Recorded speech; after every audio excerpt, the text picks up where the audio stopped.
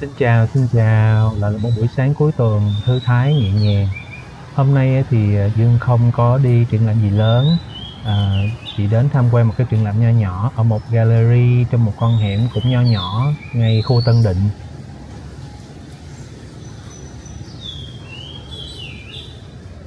Nói là triển lãm nhỏ thôi chứ cái tên của họa sĩ trong triển lãm này thì không hề nhỏ ở trong nền hội họa Việt Nam đâu nha. Và xin giới thiệu đây là triển lãm Một thoáng Lưu Công Nhân tại An Nam Gallery. Đúng như cái tên của triển lãm, đây chỉ là một chút thoáng qua một số tác phẩm của ông mà gallery này đã sưu tầm được. Mời các bạn cùng thưởng lãm nha.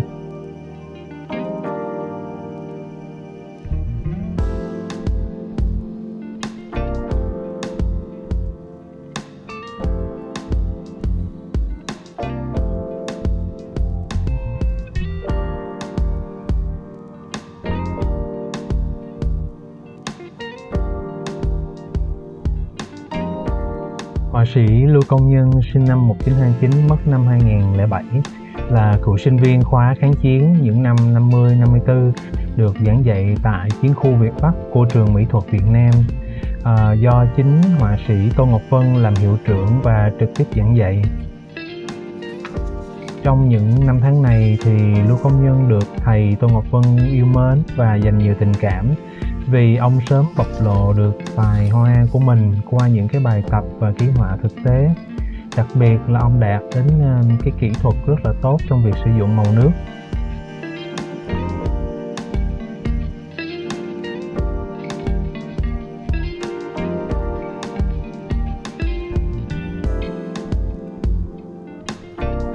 Khác với lại nhiều họa sĩ cùng thời bị thường là thiếu thốn về vật chất, thì Lưu Công Nhân là một ngoại lệ may mắn.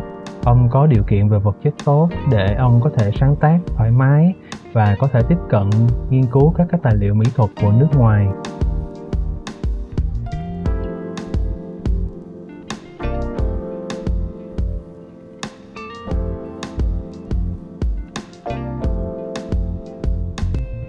Đối với lại tranh sơn dầu thì các tác phẩm của triển lãm này trải dài từ thời kỳ đầu ông sáng tác, với những hình ảnh về con người và cảnh quan thời chiến thập niên 50-60. Sau đó là giai đoạn tiếp xúc và chịu ảnh hưởng bởi hội họa trừu tượng của phương Tây. Tiếp theo là giai đoạn ông sống tại Hội An và vẽ tranh nhiều về phố thị cổ kính ở nơi đây, những năm 1984-85. Sau cùng là vào thập niên 90, ông tập trung vẽ nhiều tranh khỏa thân nữ.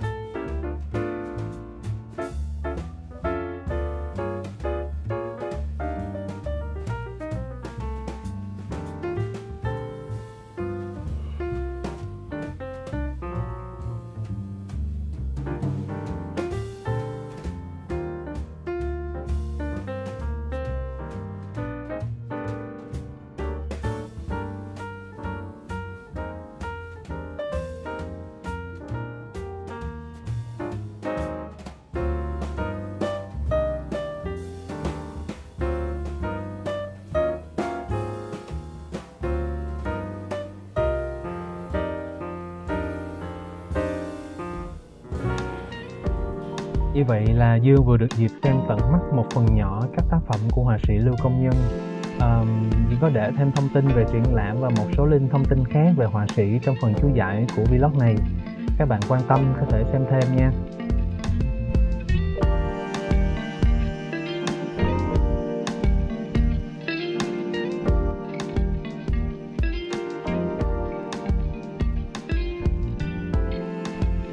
Cảm ơn các bạn đã theo dõi vlog của Dương. Chúc các bạn một cuối tuần vui vẻ. Xin chào và hẹn gặp lại ở những vlog tiếp theo.